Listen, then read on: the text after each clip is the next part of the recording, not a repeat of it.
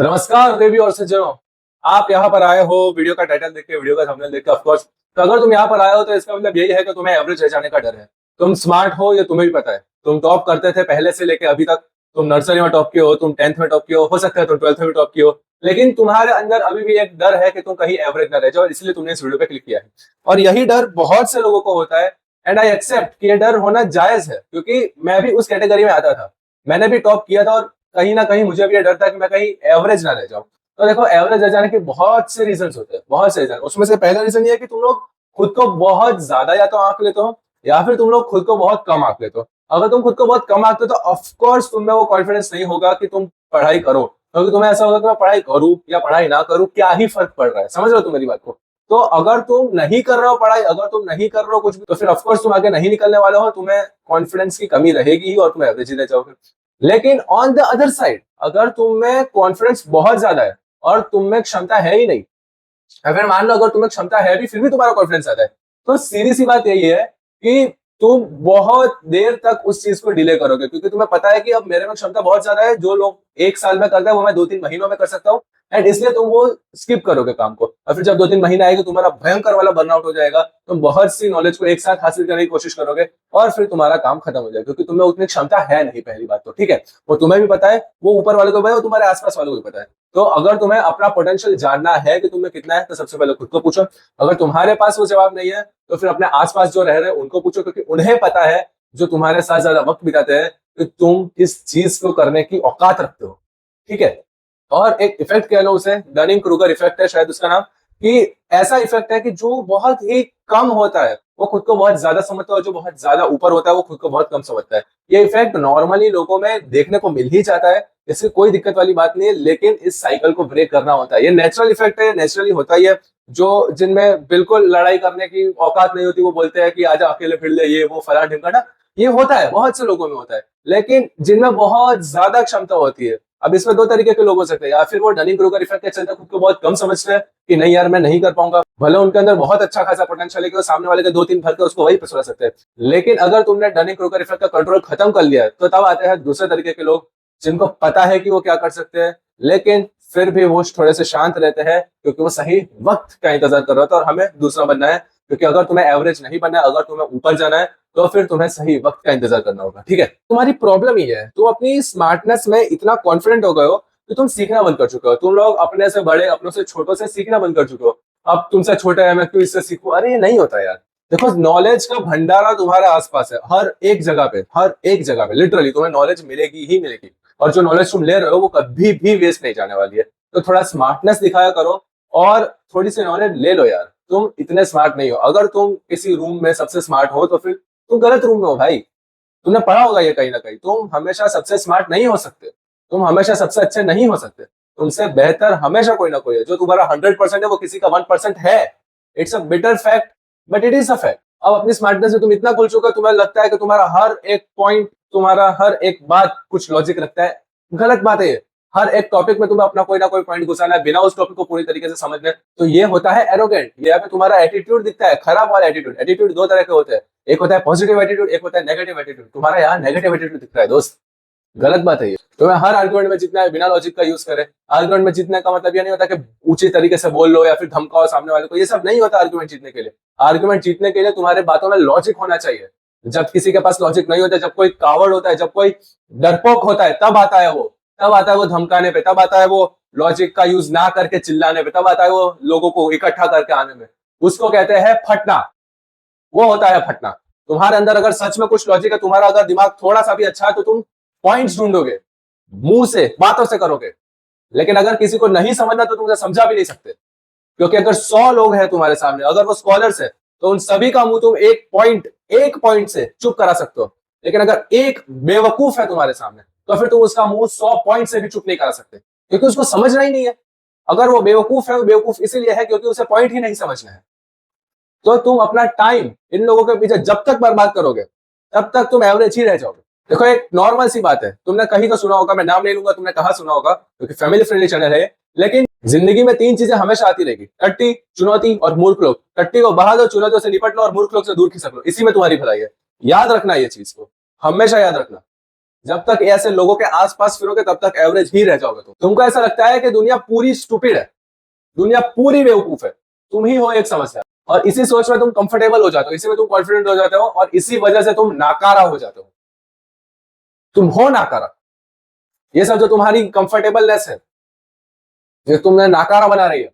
और जो दूसरा पॉइंट है कि तुम स्मार्ट होने के बाद एवरेज क्यों रह जाओगे, क्योंकि स्मार्ट लोग हमेशा सोचते ही रहते हैं, ये करूं ये ना करूं, इसके लिए सही वक्त है, इसके लिए सही वक्त नहीं है। और डम लोग जो होते हैं ना, उनके पास बुद्धि नहीं होती उतनी, वो लोग सोचते नहीं है उतना। तो उनके पास एक ही चीज होती है, काम करना। वो लोग काम कर देते हैं। काम करो। तुम्हारे पास अच्छे कंडीशंस नहीं है, अच्छा सॉल्यूशन नहीं है उस प्रॉब्लम का, काम करो। कैसा भी करो, शुरू करो। तुम्हें नहीं पता क्या होने वाला है आगे फ्यूचर तुम्हारा, तुम्हें नहीं पता तुम्हारे पास कितना वक्त है, तुम्हें नहीं पता तुम्हारे हालात क्या होने वाले हैं आगे। तो काम करो। आगे चल के अगर तुम्हारे हालात बिगड़ भी जाए तो तुम उसे सुधारने की औकात रख सको, ऐसा काम करो। और तुम एवरेज किसी और के कारण नहीं बनो। लोगों पर तुम ये सब डालना बंद करो कि मैं इसकी वजह से एवरेज बन गया, मेरा ब्रेकअप हो गया इसलिए मैं एवरेज बन गया, ये सब डालना बंद करो। तुम अपने कंफर्ट से एडिक्टेड हो चुके हो। तुम्हारा जो कंफर्ट जोन है वो तुम्हें मार डालेगा किसी दिन। एक स्टडी में यह भी निकला है कि तुम्हारा जो दिमाग है वो वही हॉर्मोन्स को रिलीज करता है कंफर्ट में जो कि रिलीज होते हैं किसी अचीवमेंट में, जो कि है डोपामाइन। अब अगर तुम उस अचीवमेंट को सोच रहे हो कंफर्ट जोन में बैठकर, और उस अचीवमेंट को सोच रहे हो कि मैंने वो अचीव कर लिया है, मैं अचीव कर लूंगा, कितना मजा आएगा मुझे, उस कॉम्बिनेशन से खतरनाक चीज और कुछ नहीं हो सकती। और अगर उस कॉम्बिनेशन को तुम्हें तोड़ना है तो फिर तुम वहां से निकलो, काम करो कुछ, तब जाके वो खराब वाला कॉम्बिनेशन टूटेगा। मतलब कंफर्ट जोन में बैठकर अपना अचीवमेंट के सपने देखते रह जाओगे, और वहां पर कोई मूर्ख जिसके पास इतना दिमाग नहीं है कि वो ये सपने तक सोचे, वो ये काम कर चुका होगा। तो काम करो। इसका साफ साफ मतलब ये भी है कि तुम जब नेटफ्लिक्स देखते हो, तुम जब स्क्रॉल करते हो, डूम स्क्रॉलिंग करते हो, तब तुम्हारा ब्रेन डोपामाइन रिलीज करता है, जो कि तुम्हें लगता है कि एक अचीवमेंट है। तुम्हें ये सब भी एक अचीवमेंट लगने लगता है, तुम फिर उस चीज से एडिक्टेड हो जाते हो, और फिर तुम वही चीज करते रहते हो, और अचीवमेंट तुम्हें फील होती है, तो अब तुम्हें लगता है कि तुम प्रोडक्टिव हो चुके हो। लेकिन असल में तुम बस एक जगह बैठ कर डूम स्क्रॉलिंग करे जा रहे हो। तुमने कुछ प्रोडक्टिव काम नहीं किया अपने दिन में, कुछ प्रोडक्टिव काम नहीं किया अपने जीवन में पूरे। अगर किया है तो कमेंट सेक्शन में एक बार बता दो बस कि तुमने अपने जीवन काल में क्या प्रोडक्टिव काम किया है। अगर तुम्हें उतना गुदा है तो बताओ कि क्या प्रोडक्टिव काम किया तुमने अपने पूरे जीवन में। और अगर नहीं किया है तो एक लिस्ट बनाओ, नीचे कमेंट सेक्शन में जाओ, एक लिस्ट बनाओ कि तुम्हें क्या क्या करना है अपनी लाइफ में। जो नीचे लोग होंगे वो तुम्हारी मदद भी करेंगे अंदर अंदर कि कैसे तुम्हें प्रोडक्टिव बनना है। तो उस चीज में थोड़ा सा टाइम लगाओ। और इसीलिए इन्हीं सब चीजों की वजह से तुम्हें लगता है कि तुम प्रोडक्टिव हो, लेकिन जबकि तुम बस अपने टू डू लिस्ट में से एक भी बॉक्स में चेक नहीं कर रहे हो। लेकिन असली प्रोडक्टिव बंदा जो है ना, वो बिना किसी डोपामाइन के भी काम कर सकता है, बिना किसी म्यूजिक के भी एक्सरसाइज कर सकता है, सब कर सकता है बिना किसी भी चीज पे डिपेंडेंट हुए बगैर। और तुम लोगों ने काम को बहुत ऑप्शनल बना दिया है। मैं हजारों बार कहूंगा तुमसे कि काम करो। असली सिचुएशंस का, जो तुम्हारे फेवरेबल कंडीशंस है, उसकी राह मत देखो, काम करना शुरू करो। बहुत से लोग आएंगे तुम्हारे जीवन में जो तुम्हें बोलेंगे कि ये इस करने से कुछ नहीं होगा, ये करने से तुम्हारा बस वक्त बर्बाद होगा। लेकिन जो जिंदगी तुम जीना चाहते हो, जो जिंदगी तुमने सोच कर रखी है, क्या वो लोग वो जिंदगी जी रहे? अगर वो लोग वो जिंदगी जी रहे तभी उनकी बात सुनो। या फिर अगर वो तुम्हारे माँ बाप है, माँ बाप को भी कभी कभार बहुत सी चीजें नहीं पता होती, क्योंकि उनका जिस लेवल में, उनका जिस तरीके से उनको बड़ा किया गया है, वो लोग उसके हिसाब से तुम्हें बताएंगे। लेकिन तुम्हारे पास वो नॉलेज है जो उनके पास नहीं है, इस जमाने की नॉलेज। तो अगर वो लोग कह रहे हैं कि ये चीज में वक्त बर्बाद मत करो, तो उनके लिए कुछ वक्त के लिए वो चीज मत करना, ताकि तुम उनके सम्मान भी रख सको। और फिर जब वो भूल जाए तब फिर से शुरू कर देना, क्योंकि तुम्हें पता है कि इस चीज के बिना तुम्हारा नहीं होने वाला है। तो करो वो काम जो तुम्हें जरूरत लगे, और उन गधों की बात कभी मत सुनना जो तुम्हें कह रहे हैं कि इस चीज से कुछ नहीं होगा। अगर वो बंदा जो तुम्हें सलाह दे रहा है वो तुम्हें जो जिंदगी जीनी है वो नहीं जी रहा है, तो उसकी बात सुनने की कोई जरूरत नहीं। तुम्हारा दुश्मन जो है वो डिस्ट्रैक्शन नहीं है दोस्त। तुम्हारा दुश्मन डिस्ट्रैक्शन है ही नहीं। तुम्हारा दुश्मन तुम्हारा ये जो अंदर बैठा है ना, अपना खुद का दिमाग है, वो तुम्हें बना रहा है भाई। वो तुम्हें कंफर्ट के नाम पे कुछ बना रहा है, गधा बना रहा है वो तुम्हें, और तुम बन रहे हो गधा। कंफर्ट बस तुम्हारा वक्त ले रहा है। ये जो आने वाले कुछ साल है, 4 5 6 साल, रगड़ के मेहनत करो, रगड़ के मेहनत करो। आगे चल के ये जो लोग तुम्हारा अभी मस्ती कर रहे हैं, तुम्हारे दोस्त आसपास में, कुछ लोग अच्छे ग्रुप्स बना रहे हैं, कुछ लोग कूल लोग हो गए तुम्हारे आसपास। कूल लोग के ग्रुप में जाने के लिए तुम्हें गालियां बोलनी होगी, तुम्हें पता नहीं न जाने क्या क्या करना होगा, दारू पीनी होगी, ये सब करना होगा, रोस्ट करना होगा, सैवेज बनना होगा। क्या हो जाएगा? जिस जगह पर तुम हो वहां से निकलने के बाद वो ग्रुप के कोर मेंबर्स एक दूसरे को देखेंगे तक नहीं। लाइफ किसी के लिए नहीं रुकती, समय किसी के लिए नहीं रुकता, सब निकल जाने वाले एक वक्त के बाद। तो क्यों ये टाइम क्यों बर्बाद करना? क्यों दूसरों को प्लीज करने के लिए अपना सबसे कीमती टाइम, जो तुम्हारा पूरा जीवन बदल सकता है, सिर्फ तुम्हारा नहीं, तुम्हारे ऊपर की 2 पीढ़ी, तुम्हारे नीचे की 7 पीढ़ियों का जीवन बदल सकता है, क्यों वो वक्त को बर्बाद कर रहे हो किसी ऐसे को इंप्रेस करने के लिए, किसी ऐसे ग्रुप में जाने के लिए जिनको तुम 1 साल पहले तक जानते तक नहीं थे? क्यों? जिन लोगों का तुम्हारी लाइफ में इंपॉर्टेंस है उनके साथ बात करो, उनको अगर सुधारना हो तो उनको सुधारो। दूसरे लोगों से बात करने की कोई जरूरत नहीं है। अच्छे इंसानों के साथ दोस्ती करो, अच्छे लोगों के साथ दोस्ती करो, जो कूल है उनके साथ नहीं। बात को समझो, बहुत सही बात कह रहा हूं मैं ये। अच्छे लोगों के साथ दोस्ती करो, अच्छे इंसानों के साथ दोस्ती करो। कूल लोग जो होंगे वो हर एक तरीके के जेंजी वाली हरकतें करेंगे।